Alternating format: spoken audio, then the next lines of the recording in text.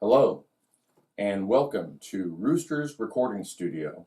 My name is Alex, and today I'm building a 6-space studio rack for my outboard gear that will go on top of my mixing desk. I've already cut all the pieces that I need to make this project the way that I need it. I got these rack mounts from Sweetwater, and I've already mounted them on the boards that I'm going to use. What I've done, I simply took one of these boards and I lined it up with this edge of the board, of this plank that I'm using, and I marked a line right here. Then I took an empty rack space cover and lined it up where I needed it, and I put a mark on the board right here.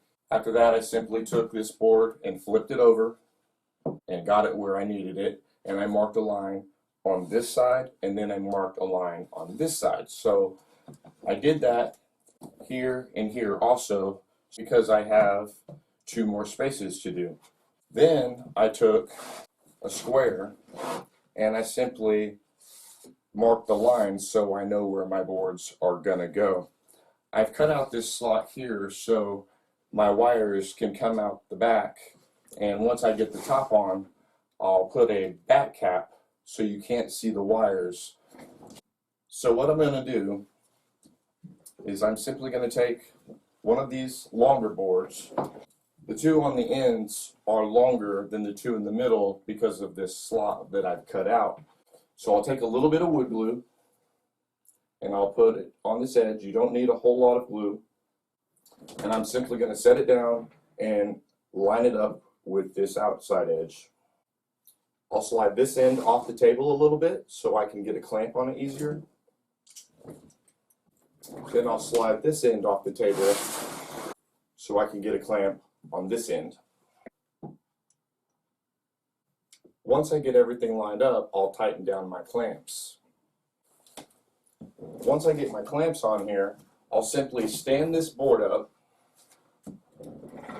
and I'll take my nail gun and put nails along this edge here.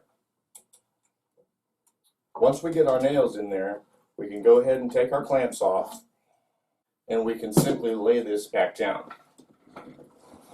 And we'll do the same thing with this next spot.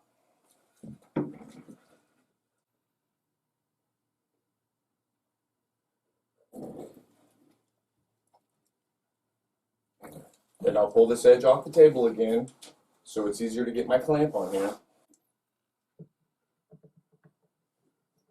Once I get the clamp on this side, again, I'll swing this off the table a little bit and I'll put a clamp on this side. Once we get those on there, we can again stand this board up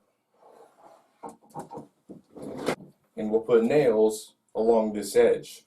I've already measured where my nails should go, and we'll simply put a nail where we marked. Once we get our nails in there, we can take our clamps off and lay it back down. And we're just going to repeat this until we get to the end 2 more times. Okay, so that's pretty much it.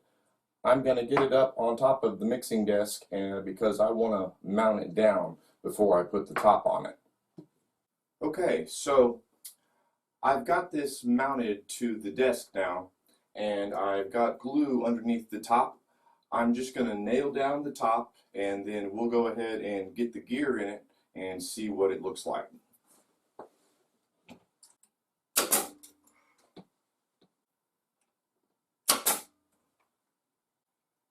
Okay, so I've got some of my gear in the new rack. I have 2 Apogee Ensemble Thunderbolts in the middle.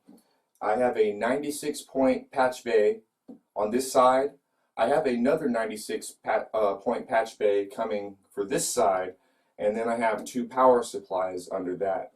The reason I made this is because I have more equipment coming. I'm getting a Manly massive passive that will go in this middle section, and underneath that will be a Manly variable mu. On this side, I'm doing a dangerous music EQ, a dangerous music compressor, and then a dangerous music summing mixer. On this side, I will have an API EQ, an API compressor, a Lexicon reverb unit, and some other compressor or EQ probably to fill the last gap. But this is it, and I'm pretty happy with it. Well, thanks for watching. I hope you liked the video. If you want to see how the studio progresses, or if you'd like to learn about music theory or how to record audio, click the subscribe button and stay up to date with our latest videos. Also, if you have any questions, leave a comment and I'd be more than happy to answer anything that I can. Well, thanks again and have a wonderful day.